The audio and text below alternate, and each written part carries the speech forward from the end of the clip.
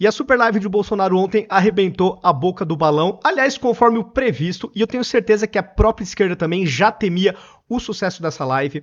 A esquerda sabe que nós não somos robôs, mas eles criam a narrativa para o constrangimento ser menor. É feio para eles reconhecerem que eles são esmagados nas ruas do mundo real, né? Se o Bolsonaro agitar aí uma movimentação, uma manifestação, milhões vão às ruas em todo o Brasil. E nas redes sociais, então o engajamento aí já é completamente orgânico. E a esquerda sabe disso, para não ser uma coisa constrangedora, são robôs, sabe? E aí fica menos vexatório para eles. Eu entendo esse aspecto, mas a live ontem foi assim uma coisa impressionante. Eu até fiz aqui uns recortes durante a live, que eu acho que, sinceramente, se a gente somar todas as lives, todas as transmissões e retransmissões da live de ontem no Facebook, Instagram, TikTok, YouTube, eu acho que passa tranquilamente de 1 milhão de visualizações em tempo real. 1 milhão de visualizações únicas no momento da live. Aqui eu trouxe um recorte, não sei se vai dar para ler as imagens, mas aqui é o seguinte, eu peguei, aqui ó, tava até no print o horário, às 19h48, tá? Então a live começou às 19 horas. 48 minutos depois, eu peguei a quantidade de visualizações no canal do Jair, do Eduardo Bolsonaro e depois de outros 4 canais que estavam retransmitindo, mas eram muitos outros canais. Eu peguei aqui só para ter uma ideia do volume. Pegando esses 6 canais, depois de 48 minutos de live, a gente chegava só no YouTube com esses canais, que não representa a totalidade, a 500 mil visualizações simultâneas da live. Só que tinham inúmeros outros canais. Além disso, no Instagram, Facebook e TikTok também tinham vários outros canais retransmitindo a live. Então, obviamente, deu uma pulverizada, fragmentou-se esse número. Mas eu creio muito que se juntasse, se fosse capaz a gente monitorar em tempo real todas as retransmissões, eu acho que passou, eu acho que bateu 1 milhão de visualizações simultâneas. Obviamente, para desespero da esquerda. E uma coisa que eu temo é que toda vez que a direita mostra para o mundo o quão a gente é maior no mundo real e no mundo virtual, eu temo que a esquerda queira ficar com aquela coceira de botar novamente, pautar o PL 2630, que é para tentar controlar um pouco as redes sociais. O mundo real fica difícil controlar. O mundo virtual é bem mais fácil. Então, o efeito colateral desse sucesso estrondoso da super live do Bolsonaro pode ser o desespero aí da situação do governo para emplacar novamente o PL 2630. É o efeito colateral. Espero que não prospere.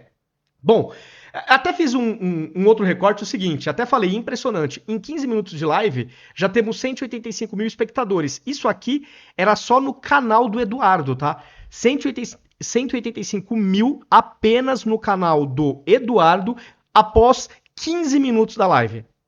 Se somar os outros todos, picadinhos que estavam espalhados por aí, devia dar uns 200, 300 mil. É uma coisa realmente impressionante, impressionante.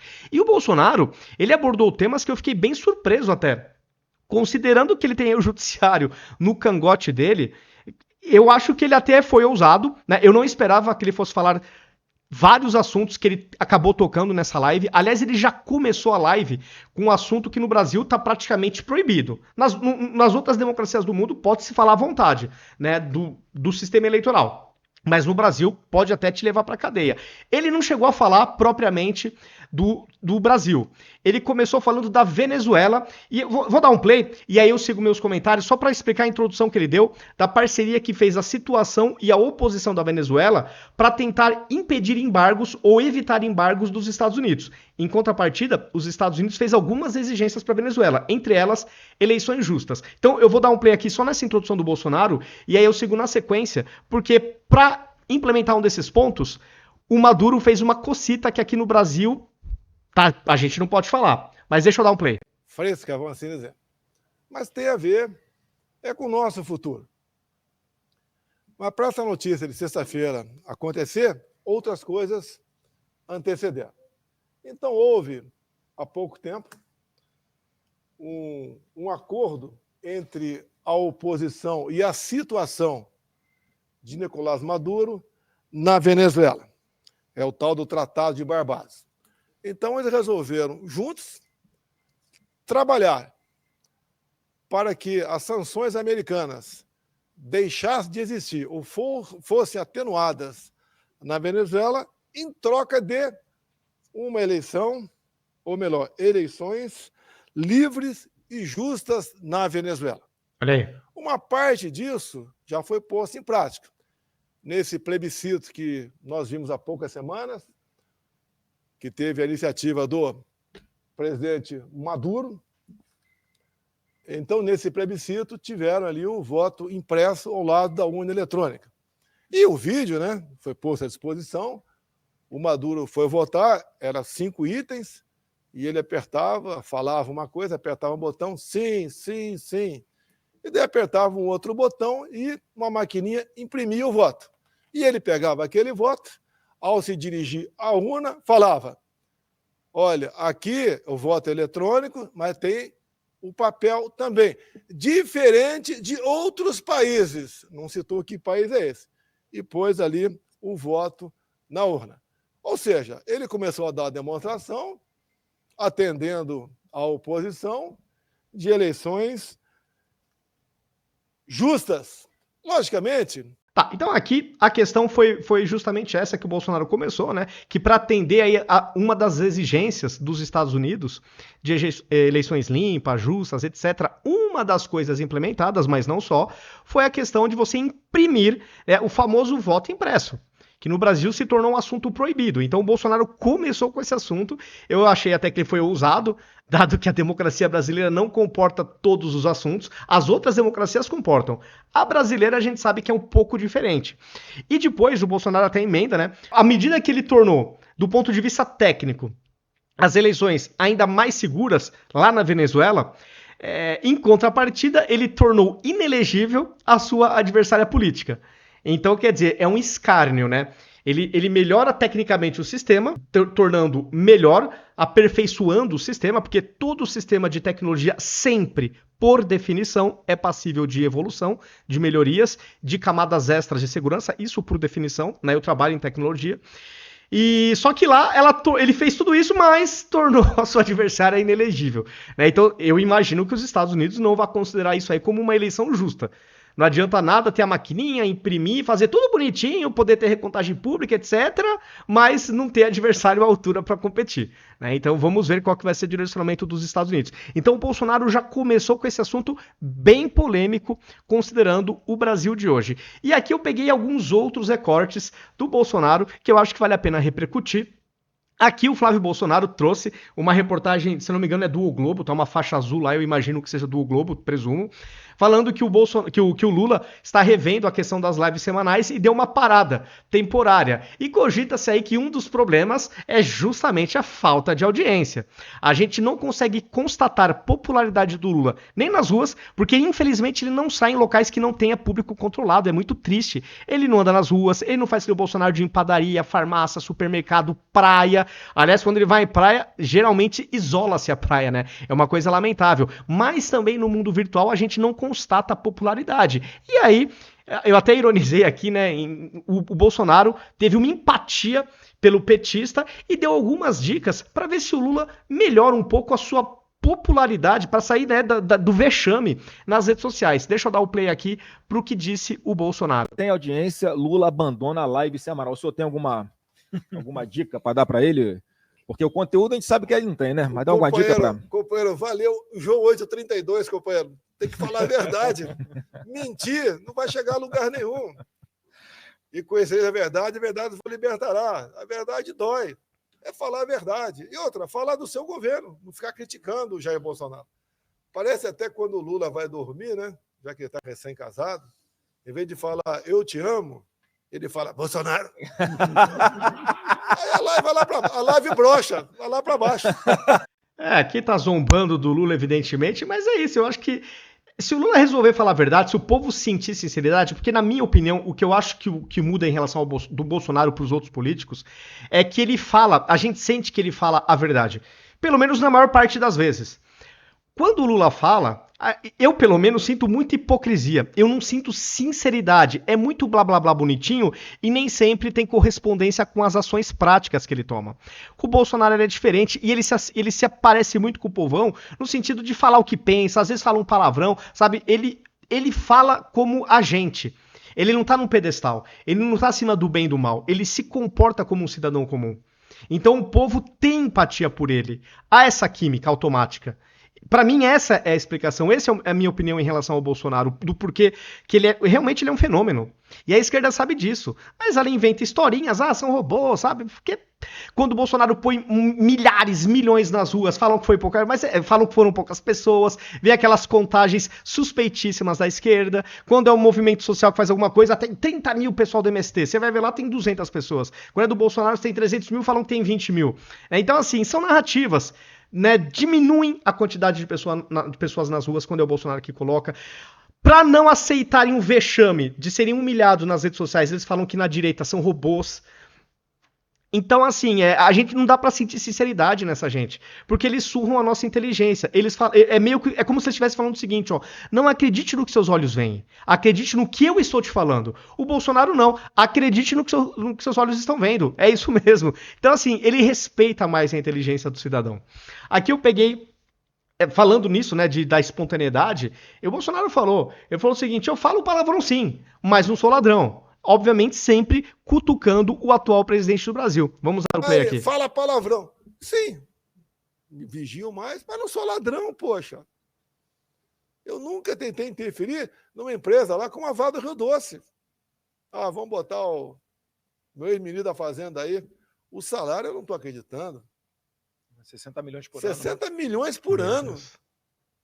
E depois eu vejo na imprensa, se não botar o Guido Mantega aí, não vai ter licença ambiental, ô Vale do Rio Doce. Não vai ter licença ambiental. A que ponto nós chegamos? O negócio só a China faz isso. É filme pornô. Só a China faz isso. Pornô vale tudo. Mas preto e branco, pô. Pelo amor de Deus, não tem como dar certo esse país. Não tem como dar certo. Vocês percebem? Ele fala que nem o povo. Ele é simples na fala. Você vê sinceridade. Você pode até não concordar com tudo que ele fala, mas ele fala o que ele pensa. Você nota que ele não tá te fazendo de trouxa. Ele não está te engambelando. Ele não tá falando coisas para ganhar voto. Aliás, pelo contrário, na campanha ele falava coisas que deveria fazê-lo perder votos, mas as pessoas criaram empatia por ele, confiança. Esse é o ponto. Eu não consigo criar empatia e confiança com o Lula porque eu não consigo ver sinceridade nas suas falas. O que ele fala muitas vezes não condiz com a ação prática. Quando ele fala que o problema da classe média no Brasil é que ela ostenta muito, eu vejo isso nele. As viagens que ele faz com o nosso dinheiro, as diárias absurdamente caras que ele paga, a casa que ele vive na sua vida particular, que aqui em São Paulo, uma baita de uma mansão. Então, uma coisa é o discurso, outra coisa é o exemplo que é incompatível muitas vezes com o discurso. Então é difícil ter essa sintonia com pessoas que têm essa postura. Esse é o meu ponto de vista, tá? Isso é a minha opinião. Aqui agora, polêmico, o Bolsonaro comenta sobre o 8 de janeiro. E para ele, a tese do golpe é uma farsa. Porque povo desarmado, nem sequer estilingue tinham, não tinha forças armadas para suportar o golpe. Como eles iriam deportar Lula, depois Alckmin, depois o presidente do Senado, depois o presidente do STF, enfim, tirar um por um desarmado. Né? Por isso que assim, eu não passo pano. Os vândalos, os depredadores têm sim que pagar pelo vandalismo que fizeram. Assim como, infelizmente, vários vandalismos no passado de manifestações esquerdistas, acabaram passando impune. Foi um erro. Se desse para retroagir, deveria punir todos. Deveriam punir todos. Mas na minha opinião, no crime de vandalismo. Porque é simplesmente impossível, ainda que algum maluco no 8 de janeiro quisesse dar o golpe, é completamente inexequível. Mas completamente inexequível do meu ponto de vista. Mas vamos ver o que o Bolsonaro falou sobre o assunto. Agora, se alguém queria dar um golpe, o primeiro interessado em desvendar isso é o Lula, pô. É o ainda ministro da Justiça, Flávio Dino. Por que o Dino não dá as imagens? Se queriam dar um golpe, por que não apresenta as imagens? Boa ideia, né? Boa sugestão. Por que não negou as imagens? Perderam as imagens. Porque quando aconteceu o lamentável quebra-quebra em Brasília, toda a imprensa botou um magrinho, né? derrubando o relógio, uma camisa com a minha estampa nela. Pô, calando, olha, é o bolsonarista. Mas depois, a CNN mostra as imagens do G. Dias, o general do Lula, passeando terrível entre terríveis terroristas. Exato. O pessoal do Hamas era pinto perto dessa gente. Passeando, tomando uma água, vai para lá, vai para cá. É uma farsa isso. Que 8 de janeiro é esse? Que leva ao sofrimento inocentes, pobres coitados. Alguns depredaram, tem que pagar, como no próprio dia 8, deu uma tuitada que lamentei o ocorrido. Concordo. Já estava fora do Brasil. Estão há um ano investigando qual elo comigo. Agora está abrindo Bolsonaro. Já aconteceram situações... Abrindo Bolsonaro, trabalhou... Já aconteceram situações semelhantes em governos anteriores, sim, com lamentáveis depredações de ministérios, invasões de Congresso e... Não, Duas que me vêm à cabeça agora, procurem no Google. MST invade Praça dos Três Poderes 2014 e 2017. Em 2014, quase invadiram o plenário do STF. Os ministros estavam lá, estava tendo uma sessão, tiveram que cancelar para garantir a segurança dos ministros. Eles quase adentraram, entraram em confronto, obviamente, com a polícia. Em 2017, eles inclusive atearam fogo em edifícios do Ministério, da esplanada dos ministérios. Passaram impune.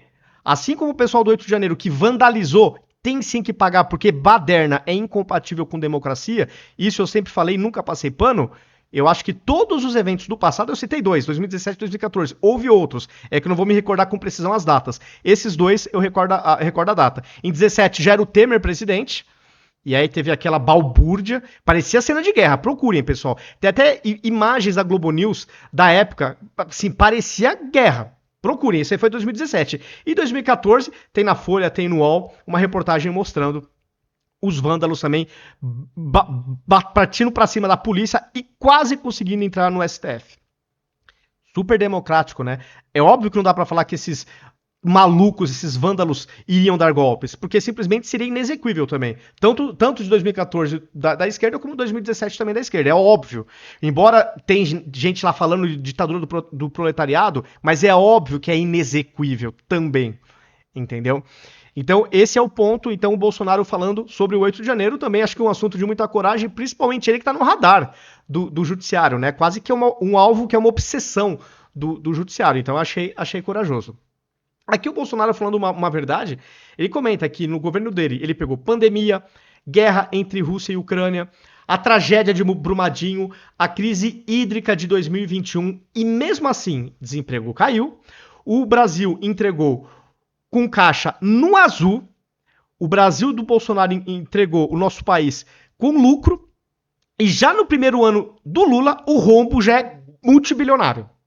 Então deixa eu dar aqui um play nesse trecho aqui do Bolsonaro. Agradeço a Deus pela minha segunda vida, pelos 4 anos de mandato, com problemas sérios de pandemia, de guerra lá fora, de Brumadinho, a crise hídrica em 21, entregamos o Brasil no azul, 50 e poucos bilhões.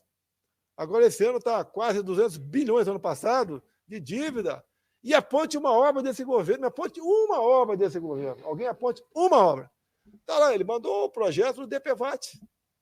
O DPVAT, muita coisa errada. Para ser educado. Conversando com o Paulo Guerra, tem que acabar com esse trem, pô. Torna opcional, não dá. E tinha um saldo enorme. Praticamente zeramos o DPVAT, agora volta a cobrar novamente para atender uma pessoa conhecida lá de Brasília. Presidente. Que foi a causa que culminou com a minha saída do PSL lá atrás. Pois é, a esquerda, infelizmente, ela só sabe governar atacando com voracidade o bolso do cidadão, o bolso de pagador de impostos. Então, recriam impostos, criam novos impostos, aumentam alíquotas de impostos existentes. Foi sempre assim, infelizmente, e eu acho que não é só um mal da esquerda na América Latina. Eu acho que a mentalidade da esquerda, porque como eles acreditam num Estado gigante, num Estado que passa a mão na cabeça de todo cidadão, você tem que ensinar o cidadão a pensar, porque eles acham que o cidadão é um bando de topeira. Então, como o Estado tem que ser gigante em tudo, é claro que para sustentar um Estado desse, que é também ineficiente, porque a prática já nos mostrou que muitas vezes não tem meritocracia, cargos de presidência, diretorias das estatais, muitas vezes, quando é a esquerda, não são pessoas rigorosamente técnicas, bem preparadas, nem sempre é, muitas vezes não é. Então é claro que esse Estado custa muito caro. Custa muito, muito caro. Né? E o Bolsonaro falou nessa live que o Paulo Guedes mudou a mentalidade dele em relação ao tamanho do Estado. Convenceu o Bolsonaro de que era importante privatizações. O Bolsonaro nessa live falou de muitos outros assuntos. É porque, senão o meu vídeo ia ser meio que um react da live dele, ia ficar talvez maior do que a live. Mas ele falou sobre vários assuntos, né, falou várias besteiras que esse governo está fazendo, falou do judiciário, enfim, ele tocou em assuntos sensíveis. Foi uma live boa, tá? Realmente eu fiquei surpreso, eu não achei que ele fosse abordar certos assuntos que ele abordou lá com coragem, porque hoje, de novo, na nossa democracia, alguns assuntos viraram tabus. Você tem que ter coragem para falar. Em outras democracias, não. Você segue com a liberdade para falar o que você pensa.